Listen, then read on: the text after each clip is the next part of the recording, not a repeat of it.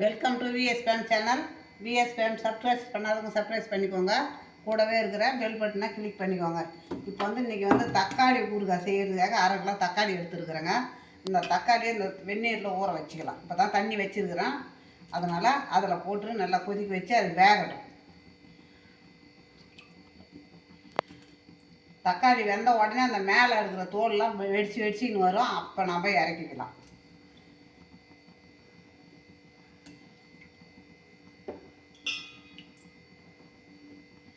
அது அப்படியே வேகட்டுங்க.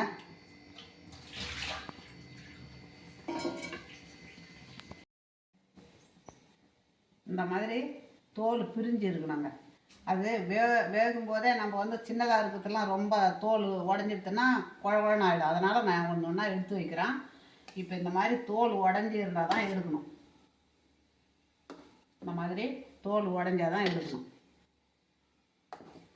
அதில் தோல் உடஞ்சி இருக்குது பாருங்கள். அதை பாருங்கள், தோல் இது உடஞ்சி இருக்குது பாருங்கள். இதை மாதிரி உடஞ்சி இருக்கணும்.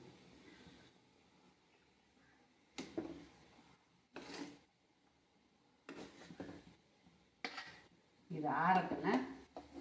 நம்ம அந்த தோலை உரிச்சிட்டு தான் ஊறுகாய் செய்ய போகிறோம்.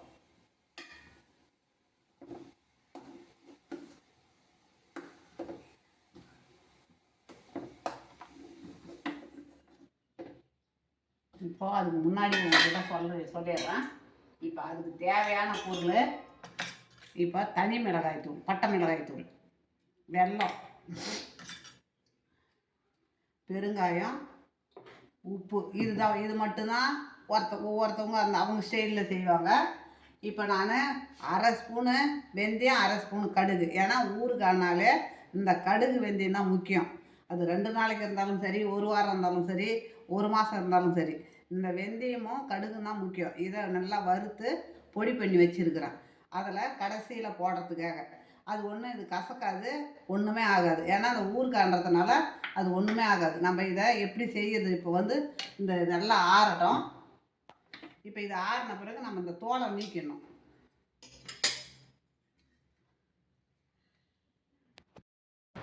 இந்த மாதிரி இந்த தோலை எடுத்துடணுங்க. இந்த எடுக்கிறப்ப இந்த மாதிரி தோலை க்ளீனாக எடுத்துடணும்.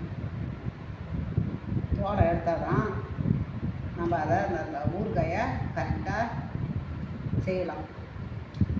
இந்த மாதிரி எடுத்துடணும். தோல் பூரா எல்லா தக்காளியும் தோலை நீக்கிட்டால் தான். இந்த தோல் இருந்ததுன்னா குடலில் ஒட்டிக்கிச்சின்னா குடல் உபாதி வரும். அதனால் அந்த குடலோடு நம்ம இந்த தோலோடு நம்ம செய்யக்கூடாது. இந்த தோல் இருந்ததுன்னா குடல் உபாதி அப்படியே போய் ஒட்டிக்கும். நிறைய பேருக்கு அது மாதிரி இருக்குது. ஏதோ என்னான்னு தெரியாத வைத்தியம் பண்ணிக்கின்னு நம்ம குடலில் என்ன தான் இருக்குதுன்னு தெரியாத எக்கச்சக்கமான மருந்து வைத்தியம்.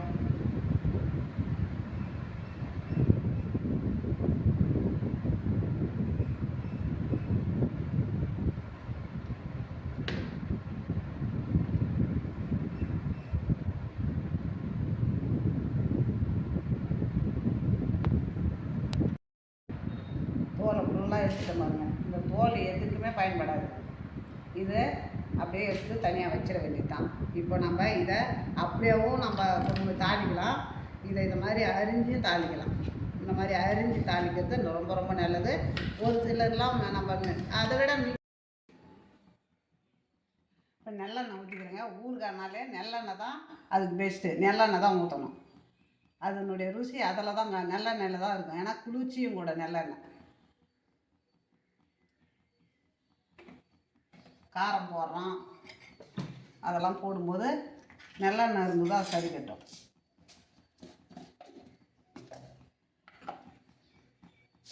நம்ம இப்போ கடுகு போட்டுக்கலாம் கொஞ்சம். இப்போ இன்னும் பெரிய மெனக்கடலாம் கிடையாதுங்க. இதுக்கு ஈஸியாக செய்திடலாம்.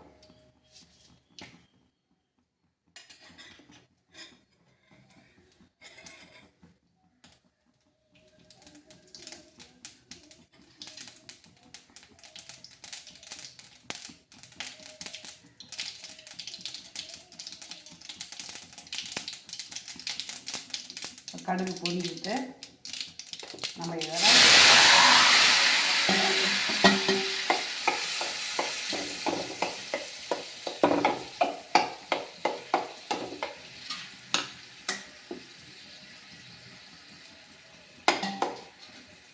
இதில் கொஞ்சமாக ஒரு 2 சிட்டிகை மஞ்சள் தூள்,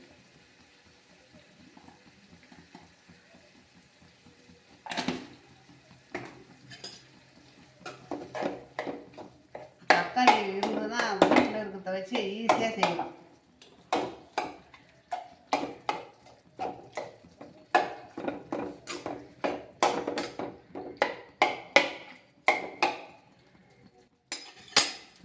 இப்போ அதுக்கு தேவையான உப்பு,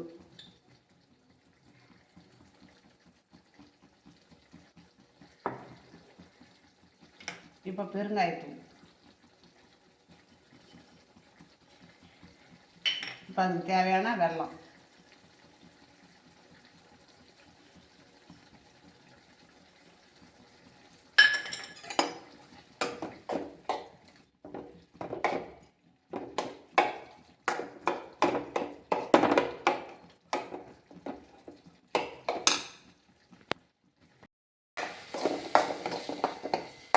இப்போ பாருங்கள் நல்லா சுண்டி போயிடுச்சு பாருங்கள், எண்ணெய் பிரிஞ்சிடுது பாருங்கள். நம்ம எண்ணெய் ஊற்றி வதக்கிறது பிரிஞ்சிடுது. இப்போ அடுப்பு ஆஃப் பண்ணிடலாம். ஆஃப் பண்ணிவிட்டு இப்போ வந்து இந்த கடுகு வெந்தயமும் இதை போட்டால் தான் சுவை, மனம், ருசி எல்லாமே இருக்கும். ஊறுகானா இதுதான் முக்கியம். நம்ம அடுப்பு ஆனில் வச்சுக்கின்னு போடக்கூடாது. இப்போ பட்டை மிளகாய் தூள்,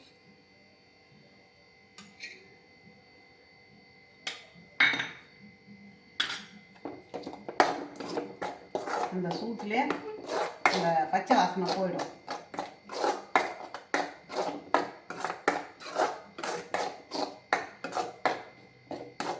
இந்த ஊறுகாயை இது பண்ணி வச்சிங்கன்னா, ஸ்டோர் பண்ணி வச்சிக்கணும்னா 1 மாதம் கூட வச்சுருக்கலாங்க. நிறையா செய்தால் நிறையா 1 கிலோ 2 கிலோ செய்து ஸ்டோர் பண்ணிக்கலாம்.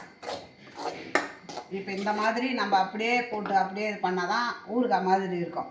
நம்ம பேஸ்ட்டாக அரைச்சோம்னு வச்சுக்கோங்க, தக்காளி பேஸ்ட் மாதிரி அது ஒரு மாதிரியாக இருக்கும், டொமாட்டோ பேஸ்ட் மாதிரி.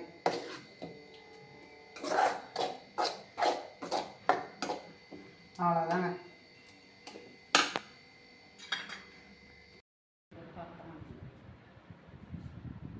தக்காளி ஊறுகாய் ரெடி ஆகிடுதுங்க. இந்த மாதிரி தோசைக்கு, ஆப்பத்துக்கு, இடியாப்பத்துக்கு, பூரிக்கு, சப்பாத்திக்கு எல்லாத்துக்குமே தொட்டுக்கலாம்.